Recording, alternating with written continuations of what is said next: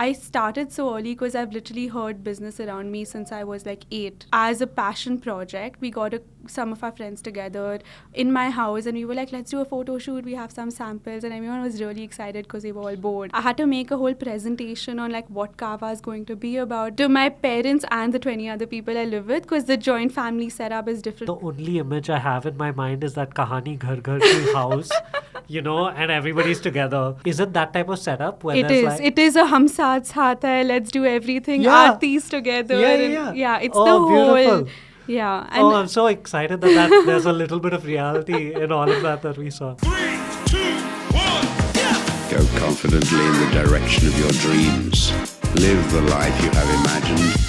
And the only way to be truly satisfied is to do what you believe is great work. Courage is not doing things in the absence of fear. Courage is doing things despite the fear. Growth comes from consistent action. And you're realizing, hey, I'm not the only one with these problems. I cannot wait for today's podcast. I'm very excited. I wrote up a little intro, Wow. based on the limited stuff I know. So I'm going to try and run through it really quickly. Okay. So you run a really fantastic D2C business. Ria, by the way. Ria. Hi. I don't know who I'm saying hi to, but everybody watching and listening. You run a fantastic D2C business. You lead a team of 20. You're in your second year of being an entrepreneur and you're only 23. So I will start with the first and very obvious question, which is, why have you come on this podcast to make me feel so old? Because I feel like I didn't do any of the stuff when I was this young. So thank you. I appreciate it. I'm very excited to be here. Firstly, of all the podcasts I've watched all my life, I think this is me living out my YouTuber fantasy low-key through this. So love being here and very excited to talk to you and just see where we can get this conversation going. But I think speaking about the business part a little bit, I started so early because I've literally heard business around me since I was like 8, right? Dinner table conversations were just, okay, how do we scale? What do we do? Like, I feel like business just comes second nature to me. And is that like you're from a business family? Yeah. Then? Okay. I have a family business background. We've diversified into a lot of things, doing a lot of startup investment, etc. on our own itself now. But that time it was more my dad looking at his business and talking to us about challenges. And we always had a point of view. So I think I've never shied away from like putting out what I feel. And that kind of solidified my belief in the whole athleisure space. And I also had studied fashion management, which was basically how to run a fashion business company. Nice. So that gave me all the wings to fly, I guess, and like I knew where to get started. And I think the biggest takeaway in this is you should never like be scared of failure. And I think that's an environment my family had created for me and the 18 other people I live with. We'll get into that later. I stay in a joint 18 family. other people? I feel like I should take notes for like follow-up questions. Okay. No. I'll bring it up. But yeah, so it's a very try your own thing but still be a part of the family ecosystem and utilize the resources wherever you can to better Nice. yourself, etc. So I always knew I wanted to be an entrepreneur of sorts because I see how exciting and how addicted to work my dad is. Sure. So that's why I kind of get it. And I was like, it started because I was back from college during COVID for like 6 months. It was during my second year. And I was like, I think I'm wasting too much of my time. I have nothing else to do. There's only so many TikTok reels I can like recreate, etc. So I wanted to do something, and athleisure has always been my big idea. Like, I've always known that India has a huge market for it. I also studied about that a little bit during my course. So kind of got started as a passion project. We got some of our friends together in my house and we were like, let's do a photo shoot. We have some samples, and everyone was really excited because they were all bored and they were like, okay, we get pictures, and we got like a fancy photographer, videographer to do it. And when we put that out there on Instagram, I feel like the responses we got and I thought it would just be like 10 people buying who knew me and were trying to, encourage me, right? But it just started like kind of snowballing from there, and I started seeing the interest it had. And I used to do everything, like reply to people, go the next day, pack the order, send it out, get it to my house, etc. Like that entire hustle. Yeah. So I saw how exciting it was, and then I just got obsessed with it. So when I went back in college, I realized I was spending more time on like building this out, rather than doing my assignments and my dissertation. So that's Sure. when I knew that, okay, I'm dialed in and I have to take this forward. So that is a little bit about like the early days of Kava. Awesome. Thanks for Yeah. taking us through that. Sounds really exciting. I want to pick up on a couple of things you shared. One is it's always really nice to speak to someone who, it's actually a bit of a pleasant surprise when I speak to entrepreneurs who have taken what they studied and turned it into their business. Yeah. Because normally most of the stories are, I had to study engineering So and then I did decided to that. get into a different space. So it's Yeah. really cool that you're in the, in the space that you studied. So Yeah. were you, I know you were always interested in business with the business family and we'll get to that. Yeah. But were you always interested in fashion? Was that always the space you knew you were going to get into, or when did that spark happen? I feel like any like fashion teen girl's idea is to run a fashion business, right? Like all these American movies have popularized doing that. But Yeah. I think it was just very basic for me. Like I was not the most fashionable person out there, but I also was very interested in learning, and appearances make a very big difference, I feel. So yeah, I was interested in it, but I also knew that the family business background was in fashion. We Gotcha. do like garment export, manufacturing, etc. So if I had to choose a field that I was interested in, it happened to be fashion. And the more I studied it, the more I was like, okay, it's not just about like the outfit you wear today. There's so much more that goes behind the scenes of this, which is what really, really excited me at college. Okay, got Yeah. it. Let's talk about that business family background because I think, the way you talked about it initially, it all seems amazing because it sounds like dinner table conversations must be so intellectually Yeah. stimulating. You're thinking about this, you're surrounded by this.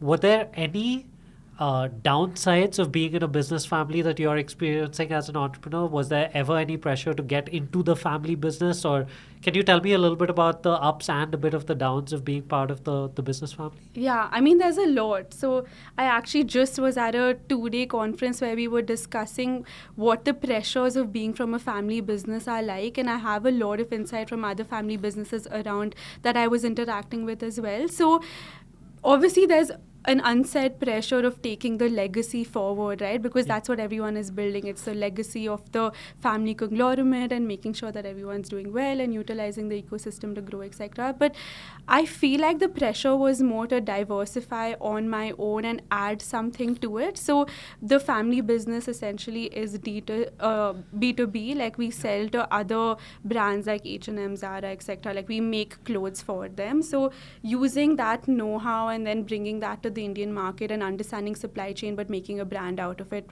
seemed like a natural progression to me. But I have still been very involved with the family business in the sense I know what they do, how they operate, but I feel like this is my way of kind of taking it a step forward while still keeping a leg in it and utilizing the resources I can. Yeah, from that's really beautiful actually because it feels like it's like there's still that deep-rootedness with the traditional, what the family is doing, the Yeah. space you're in, and then there's this modern twist that you're sort of bringing to it, right? Which is really cool. It is exciting. Nice. But also, there was a lot of convincing that I had to do on the family level, and not too many people know about this, but I had to make a whole presentation on like what Kava is going to be about because it also came with funds, right? Like I needed the funding Got it. investment. So this is a presentation to your parents? To my parents and the 20 other people I live with, because the joint family setup is different. We have a pool of resources and Yeah. everyone kind of utilizes that for whatever it is they want to do. I'm really sorry, but the only image I have in my mind is that Kahani Ghar Ghar Ki house, and everybody's together. So you can feel free to bust that myth out of my head because I'm wondering if other people feel it as well. Is it that type of setup where It there's is. like... It is a hum saath saath hai, let's do everything, Yeah. aartis together. Yeah, and yeah. yeah, it's Oh, the whole... beautiful.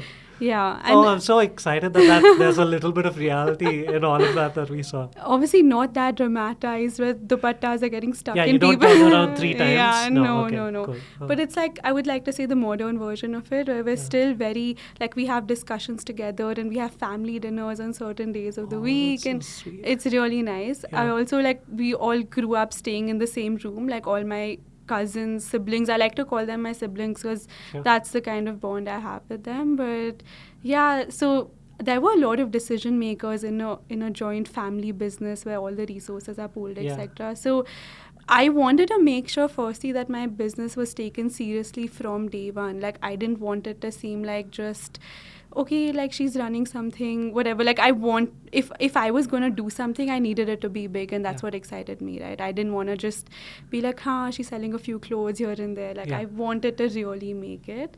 So I knew that it would come with capital investment, it would come with utilizing a lot of capacity of manufacturing sourcing that the family business already has established. And I had to make them realize what the opportunity cost would be like, because they would have to say no to a couple of buyers because they would be producing for me. Right. And on an immediate basis, I'm telling them that don't take that revenue, because in 5 years you might get an exit to a really good company, and I'll bring you back the funds. So I wanted to take that explanation very like formally from day one. So I did this whole presentation, and they were like, okay, but what does this mean? And it was not like Wait, I'm not letting you fast forward past the presentation, right? Okay. So how did you go about building this presentation? What was your starting point? Do you just go, here are my thoughts, and you open PowerPoint? Or like, how does it work? Give me the process of how you came up with this, and what were the things you hit in that presentation? So we spoke a lot about what the product range would look like, and we showed them a couple of case studies of like brands that have done it in the past. Nice. Because I had studied like Lululemon, all of that in detail during my course at college. So I showed them what the trajectory could look like, what the market cap is, why India is kind of accepting that, and that comes with studying it a little bit. So just put all that together, and what my design aesthetic would be, what I would require in terms of just capital, in terms of resources, in terms of how we would be taking it forward. Obviously, it was not really a go-to market strategy as well-defined as it is today, but it was just like our take on it, kind of. That's so cool. Yeah, and then we had a lot, like the question and answer session was like 30 minutes where everyone kept being like, okay, but how are you going to do this? And everyone was like, there are 10 other people doing this. Like my family keeps me very practical and very grounded, right? So if they think it's a good idea, I could convince any VC that it's a good idea. So, I always have that resistance that I had to work What was the through. top question or the top concern that they had at the time that might have scuppered your plans a little bit, but you were able to get out? What was the question that kept coming at you from the family?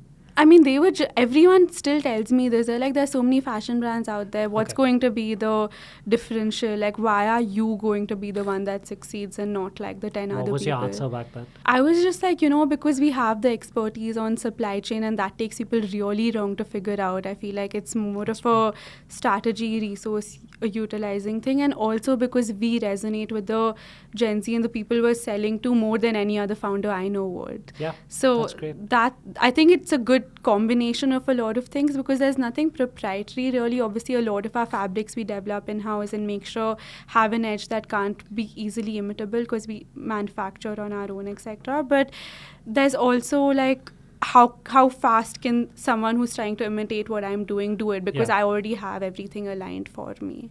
And is your answer the same now as it was back then, or have things changed and you found a little bit of a different differentiator? I think it's largely the same, but I'm also very aware of like what the market is like. I think I've done much more research, especially in the Indian context today. So largely the same, but I also think we have started realizing the importance of brand building, loyalty, marketing, and getting people to retain to our brand, which I wouldn't have recognized back then. So, yeah. So I guess a question I have between the two timelines, right, of when you made that presentation and the world we're in right now, has there been anything that, like, what has shocked you or surprised you the most, in a good or a bad way, about what you thought, like, your plans were and what the journey would look like and what the journey actually is? Is there, like, a big surprise or a difference between what you thought and what's actually happening?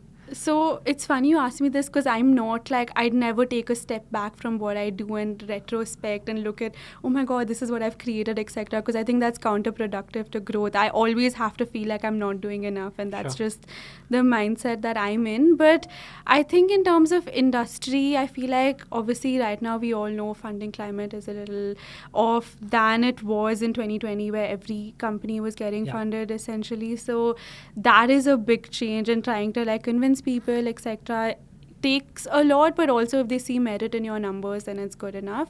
I didn't think how much of a numbers person I would have to be to like take this journey on, and I think I love that because it's helped me evolve my personal skill set and how I like look at that entire thing. But apart from that, it's largely the same. I also never thought that it would I didn't think that I would be doing it for as long as I have been, and it would be growing at the pace, etc. that it is. But I think I somewhere knew it, but I didn't want to accept it, because what if like it didn't go well? Then I could have just been like, yeah, anyway, didn't plan on it being big. Yeah. So it's always nice to have that get out of jail free Yeah. card, right? Yeah.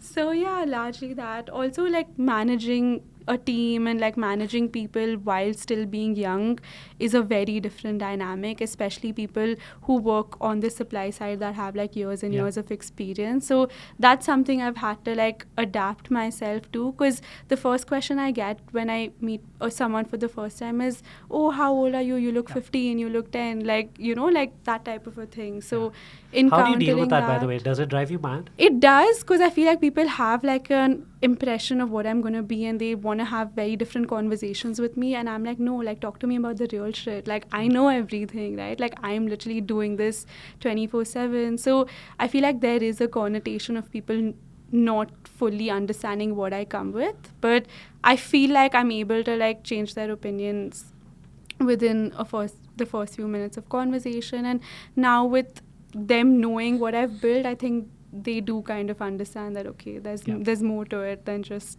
like a 13-year-old looking girl type of thing. Yeah. That must be infuriating though. I don't think I want to empathize with it, but I don't think I could, because I feel like it must be so annoying when people are not taking you seriously when you're up to serious things, right? And that you have to prove to them that, okay, you should take me seriously like this. So how do you, like when stuff like that used to happen, I'm guessing it doesn't happen as often, at least now, because you've established the brand, right? At that point of time, how do you process that stuff mentally, apart from being in that, like, is it just abusing them in their heads, or are you like, no, I will prove my seriousness? Like, how do you process this? Are you zen or like the other one? I'm very much like, let my work speak for itself. I would take that, like I would go back from that conversation back to my room and be like, okay, like I need to show this guy now. So that used to add to the drive a little bit, because I had a point to prove, I guess. And I'm a very like diplomatic, very nice person. Like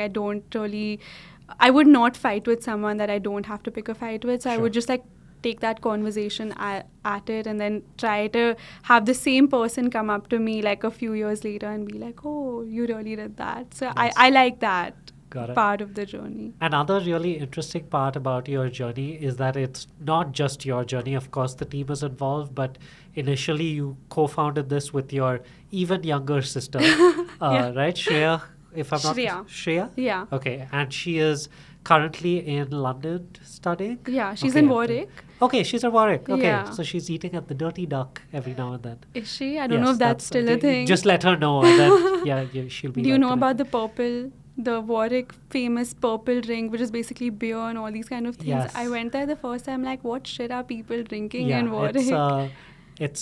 I think my dad always said that university in the UK is a scam, because I was here in India about 3 to 4 months of the year. Yeah. And I was there partying about 5 to 6 months of the year, right? And so he always said it's a scam. And I had really good friends at Warwick. Okay. So I would go there like once Often. every couple of months. So I know about all of this. I had a blast over there. I think it was great.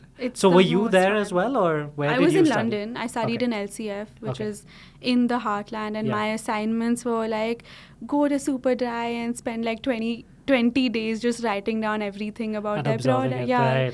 So I was in the scene while I wanted to build a fashion brand. I think that really gave me so much exposure and so much of a global insight into everything that I was easily able to kind of replicate that for Kava as well. And so how does it work right now with you and your sister? I have 2 parts to this question. Okay. One is, how the hell is it working with your sister, right? Because I feel like that could either go dramatically well or dramatically poorly. Yeah. So tell me a little bit about that and that dynamic. And the second piece is, how does it work now that she's away, not where perhaps most of the action is happening right now, right? So can you tell me a bit about both of those aspects? I'll do both. I have a lot to say on the first one, because we obviously started off with a typical sibling relationship where you used to go from like fighting with each other very badly to then not talking to each other at all and being forced to sit at family dinner next to each other. Like we've seen all stages of the relationship, and I guess now, like, being co-founders as a completely different dynamic, right? Because there was never a sense where we saw what each other brought to the table. Like, I didn't know she was as smart until she became my co-founder. And I'm just like, oh, wow, when do you know this? And her being younger also, I feel like there's always been I'm going to do everything like Riya Didi. Like, I was kind of her role model, per to speak. But now when I see her conduct all these marketing meetings and talk to people, I'm just like, shit, like I have so much to learn from her. So I think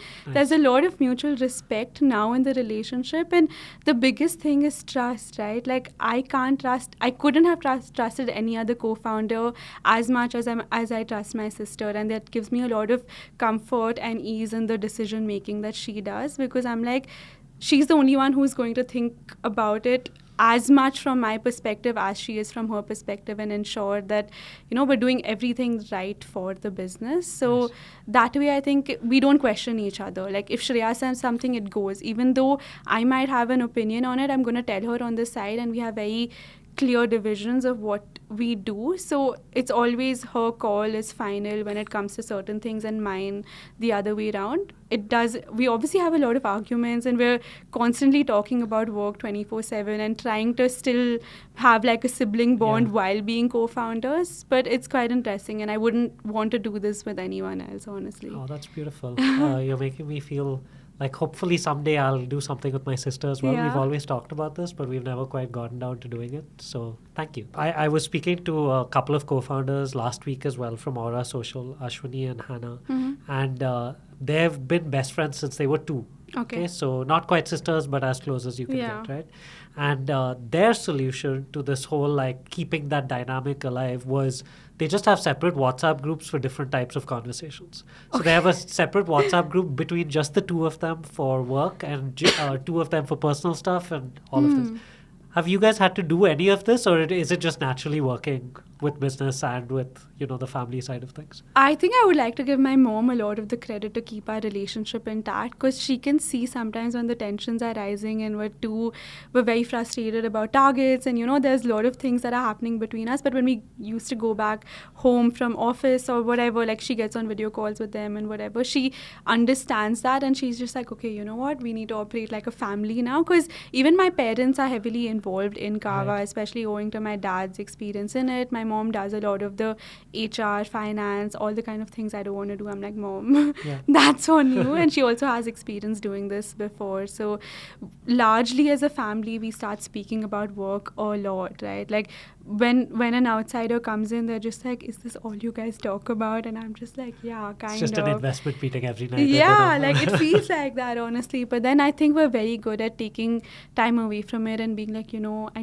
need like just normal family time. We watch a movie, we like go out, we travel a lot together, and that's primarily just bonding together, I guess. So it's not been to that level. We have to make different groups, but it's also difficult because I don't spend as much time with her, especially when she's there and I'm here. We actually end up speaking mostly about work, and then there's a random catch-up call we have that goes on for 3 hours, which is like, okay, but tell me everything else apart from work. And so that's just how we manage it, and it's working for now. Let's see what we're going to do. Hopefully, touch wood. Is this? No. Okay. But hopefully it continues, right? Yeah. I want to know, so you touched on a couple of the challenges you're facing and how you're dealing with them with this, the relationship with your sister, the family, etc. I want to also understand for you personally, apart from businessy challenges like figuring out marketing and branding and all of these wonderful things, apart from that, for you personally, what challenge as a founder do you find the hardest to sort of grapple with?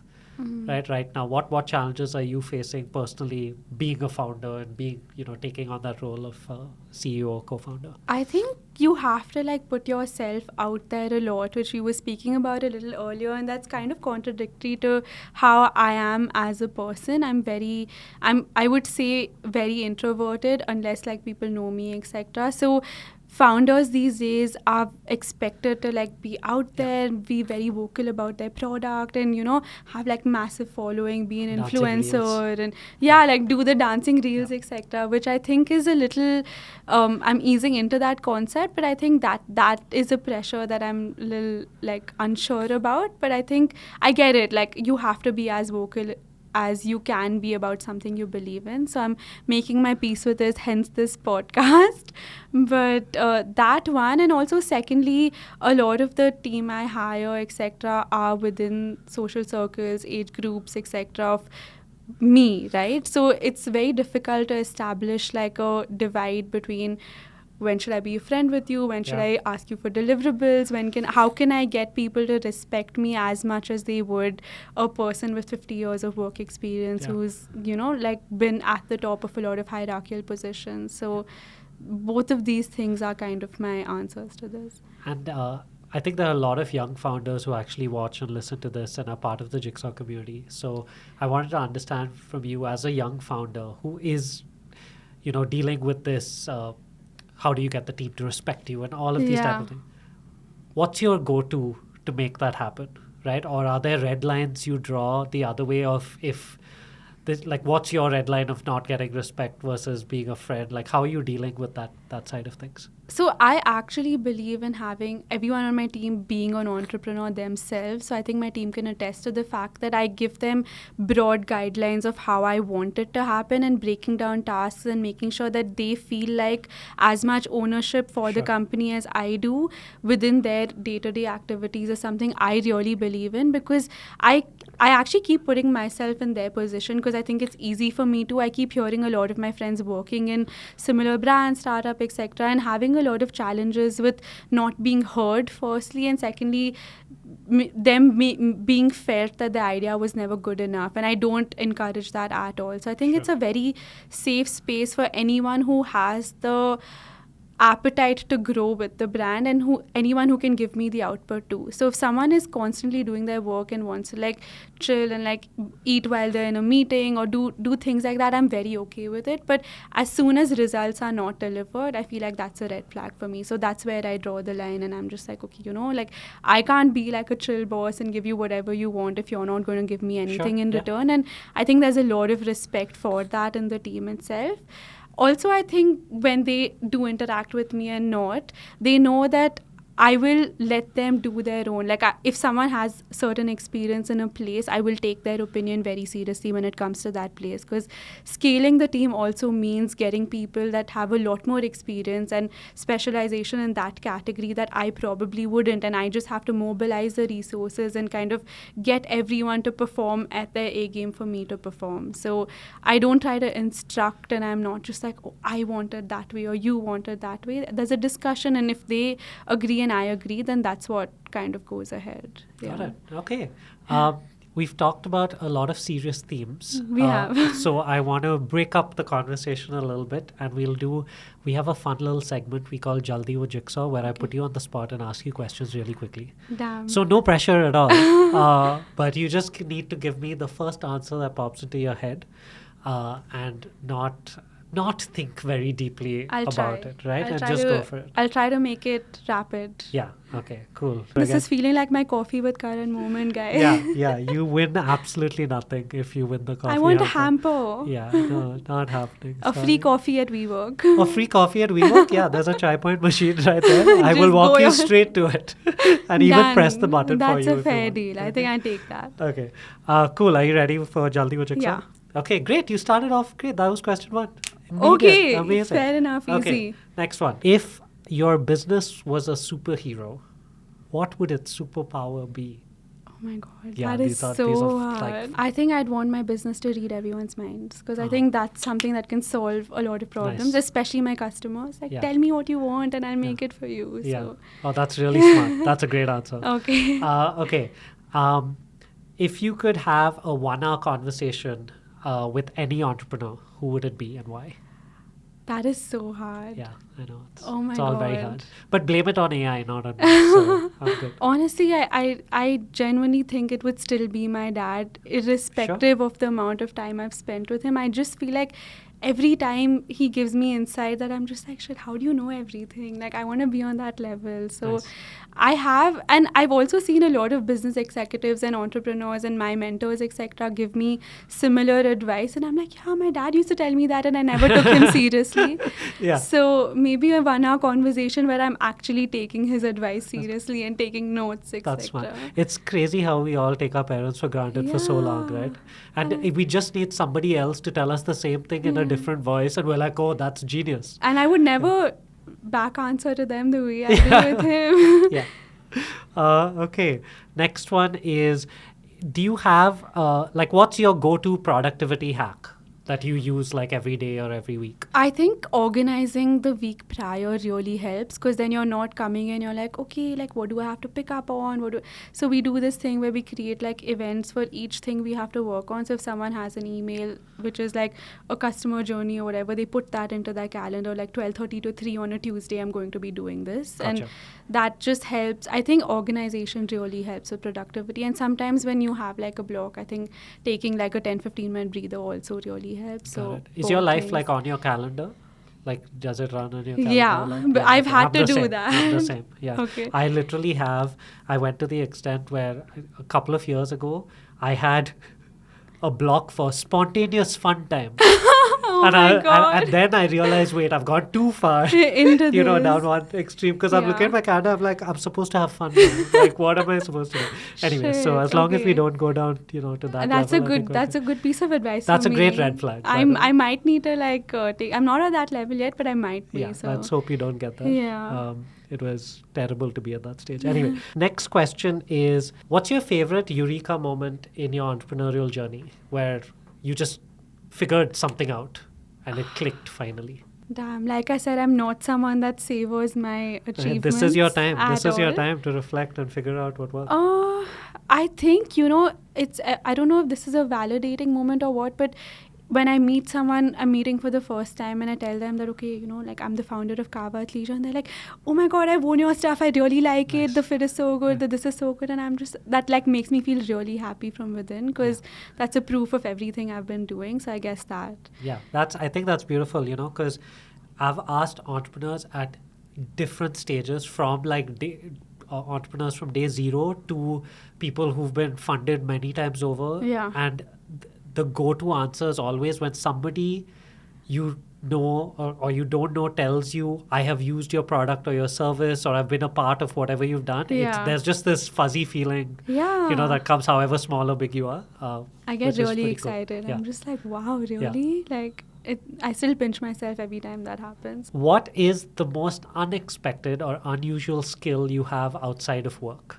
Like, is there a hidden talent that you have that you can... I don't know if I should say this here, but I've been to far too many meetings, investor things, exhibitions, being hungover. So I think that's my thing. That's No, you shouldn't have said this. No. No. No, that's awesome. But that's my thing of being 23 and managing a business, still having meetings on Saturdays, but showing up to every single one of them. So I think I can operate on very less sleep and still kind of make it, and no one be able to tell. I think that's a superpower. Yeah, no one being able to tell, I think, apart from just showing up, is pretty cool. Yeah. Like, I'm fully there, like, at it, and no one will ever know. So Nice. it Okay. works out for me. Wow, again making me feel so old. I can't do that, man. Last night I slept at 11:45, and this morning I was like, a train has hit me. Oh my So I God, have gotten really? like really old. So congratulations on having energy. Let me savor it while it lasts. I feel like yours will last more. I like turned 30 the morning I woke up. I turned 30. I got backache for the first time, and I was like, okay, now I'm on my that way. was just subconscious telling you be 30 now. Yeah. Final question, and you're smashing it, by the way, is what is the most amusing or memorable piece of customer feedback you've ever gotten? Oh my God, there was this one person who really wanted to wear an airport look by Kava, because we've popularized that quite a bit, right? And they saw some influencer wearing it, etc., and we did not have that piece whatsoever. The kind of lengths this customer has gone to procure that product, she's called every single number, email, anything she could find, the marketing number, the PR, an agency we worked with. We were getting like bombarded with emails, etc., and we still didn't have that piece because we just didn't. And she was acting like it's going to really like make a very big difference in this trip of hers if she doesn't go in this particular airport Jeez, look. And I'm wow. like, your marketing's done done really well, by the way, when that happens. I'm Wow. just like, dude, I'll give you another color, we'll give you another something. And she settled for a double XL in the same jacket. After being like an XL, she's just like, it's fine, just send me anything. Just send me anything, I'm going to wear it. And I don't know how that worked out, but that was crazy to me. I'm just like, this girl really, really wants to wear this product. Wow. So She seems crazy, but so persistent to get what she wants. yeah, and Amazing. I felt bad for getting angry because I'm just like, it's nice. Somebody wants my product so So bad. That's badly. awesome. Yeah, That's a yeah. really good problem to have. Yeah, like Nice. my team was frustrated. She's like, they keep calling like every 2 minutes, and I'm just like, it's fine. Think about what you're building, and like, Yeah. it's, I don't know, it's validating but also a little frustrating. So Okay, awesome. I think you smashed Jaldi with Jigsaw. thank you. Also, these very complicated questions. I feel like I'll go back to the human questions I think next so time. too. But But you these are smashed fun. it. These Yeah, are these are fun. good? Okay, Yeah. cool. Well done, chat. Okay, now that we're done, I have a couple of final questions to wrap up. First one, very importantly, is so what now for Kava? What's next? What are you guys hoping to get into? What are you hoping to achieve over the next few months and year? I feel like we're actually on the verge of a lot of big things for me. Like Kava is just starting. I always feel like we have a lot to accomplish. So we're just going to be getting some outside mentorship, like investment, strategy, etc. We're speaking to a lot of AI related things. We have a cool feature that's coming up on our website called Kava Clone. We're solving for a Nice. lot of problems in the e-commerce fashion space, which is returns, exchanges, size issues, like, you know, automating that entire process, because I really believe tech is the way to, you know, not have any of these issues, and I want to do that. On the scale of like inventory, we have a lot of exciting collections coming out. We have gone global with our sourcing and really getting like Wow. the best quality products for Kava. So I think we're really pushing the boundaries on like all aspects, and I'm very excited for it to go. I keep calling Shreya and I'm just like, you need to be here. There's so much happening on a daily basis. So yeah, it's a very exciting time to be building this, honestly. Yeah, it sounds really fascinating, and all the best. We'll be Thank rooting you. for you from the sidelines as much as we can. But yeah, it Yay. sounds amazing.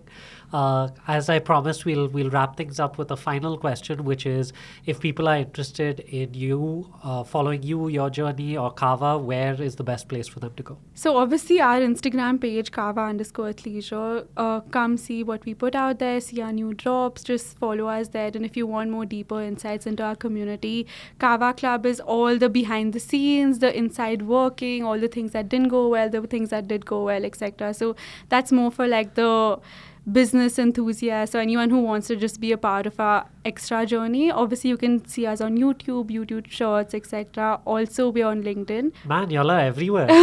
Wow. We have to capture from all around. Kava on LinkedIn, my personal LinkedIn, I'm very open to like meeting founders, seeing what other people's journey looks like, because I really think growing together really helps, and especially in a D2C world, trying to understand how other people do it, etc., gives me a lot of learnings in this space. So I love doing that. Thanks so much for sharing really candidly and vulnerably. I think that's really important, because we want people to get a real raw picture of what's happening on any business owner's journey. Yeah. As opposed to hi, I've done all of these, here are my 10 tips to make it happen. So I think there's a lot of learning for everyone. So thank you so much. Thank you. It was great to be here. So I hope you enjoyed this podcast. We're Jigsaw Thinking, home of the self-starters. If you're interested in being your own boss, head to jigsawthinking.com or drop us a DM at jigsawthinking on Instagram.